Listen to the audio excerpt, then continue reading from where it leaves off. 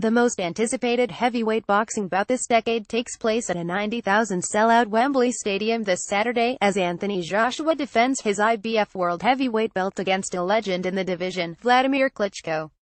With the WBA Super World Heavyweight and vacant International Boxing Organization World Heavyweight titles also up for grabs, will we be seeing the great Klitschko fight for the final time, and can the young Englishman continue his rise to the top of the division? TSZ takes a look at the numbers behind the fight and where the headline contest could be won or lost, as well as examining the main undercard fights on the bill. AJ is arguably the most exciting heavyweight since Mike Tyson due to his speed, furious power and all-out action style. After becoming world champion after just 16 fights, many are predicting he will rule the division for years to come. With a 100% knockout record from 18 contests and never being taken past the 7th round, totaling just 44 rounds in the ring and destroying 4 of his last 5 opponents who possessed unbeaten records, it is hard to argue against AJ. However, these exact stats could also prove his downfall. Joshua's superiority has meant he has yet to be truly tested as a professional, with the exception of a couple of bruising rounds against Dillian Whyte, and we do not yet know how he will respond if he is taken deep into the fight against a world-class opponent such as Klitschko, who will test his boxing skills to the maximum. In comparison, Dr. Steel Hammer is one of the most experienced professionals across all weight divisions, and up until his shock loss against Fury in his last outing, he went unbeaten as world champion for an outstanding 11 years. Klitschko has amassed 358 rounds in the ring during a 68-64 fight career to date, with an impressive 78% knockout percentage and 11 wins on points. At 41 years of age, there arguably isn't a style he hasn't faced. Although experience could be the key, age could also be a major factor, which is the reason why many are putting AJ as favorite. Klitschko's last outing against Fury will be almost 17 months to the day, the longest period of inactivity in his illustrious career, and at this stage perhaps too long. Will youth prevail over wisdom? Let's take a look at Klitschko's punch stats in his loss to Fury. Klitschko's loss to Fury was perhaps the best thing to happen to the heavyweight division in years. It has allowed many of the young guns to blossom at a much faster rate, and without it, this fight with Joshua would almost certainly not be happening at this stage.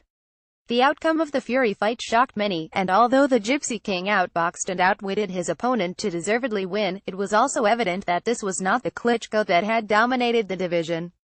As mentioned, many have put this down to age and desire, but judging by his words and actions in the build-up to this fight, they won't be the defining reasons this time around.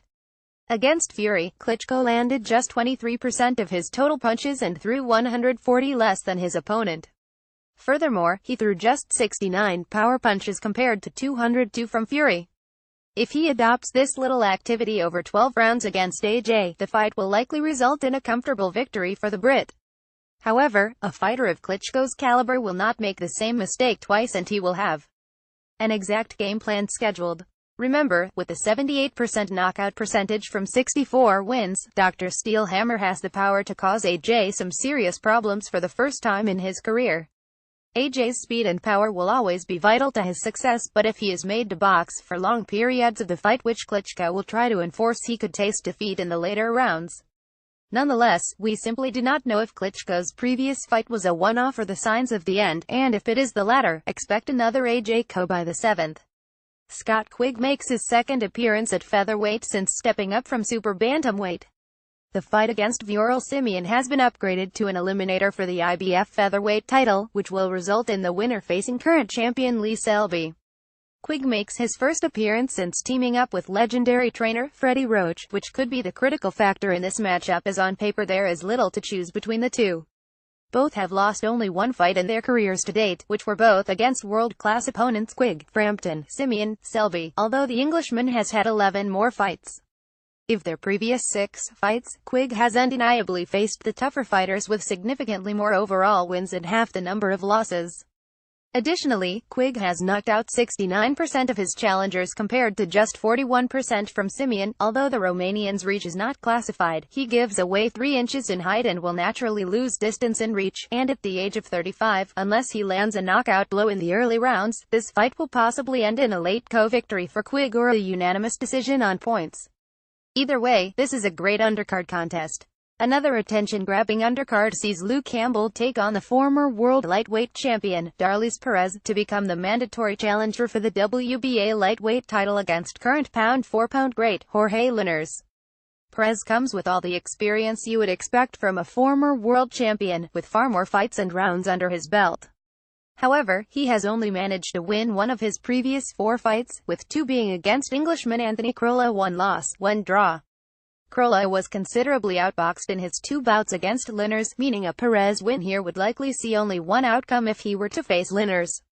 Olympic gold medalist Campbell has produced 4 straight victories since his somewhat surprise solo loss to Ivan Mendy, to put himself within reaching distance of a world title shot. During his 16 wins he has managed 13 knockouts, 76%, which have come at different stages of the fight, showing he has the skills and power to win at any stage.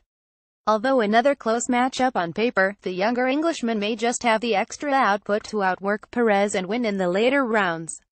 However, this is Campbell's biggest fight to date by some margin, whereas Perez has contested in many bouts of this magnitude in which Campbell will really need to step up to prove he has what it takes to become the world champion that so many predicted when he turned professional. Katie Taylor is single-handedly putting women's boxing on the map with graceful boxing skills, speed and power. With the backing of Matchroom Boxing, fight fans across the globe are starting to witness the rise of the sport. The Bray Bomber faces unbeaten German Nina Meinke for the WBA Intercontinental title, which also acts as an eliminator for the WBA World Lightweight title in just their 5th and 6th fights respectively. Having only been a professional for 5 months, Taylor still has plenty of experience from her amateur days, which could prove pivotal in this fight. The Bray Bomber is 7 years older, and although they are evenly matched on record, the years of elite-level amateur boxing will be a major factor. Taylor has also faced a higher caliber of opponents in her 4 fights, with just 28 losses between them compared to 74 from Meinke's 5 previous opponents. There is no denying this will be Taylor's toughest fight to date, but expect another convincing win in her favor. Furthermore, with this fight scheduled for 10 rounds, a knockout in the later stages is probable.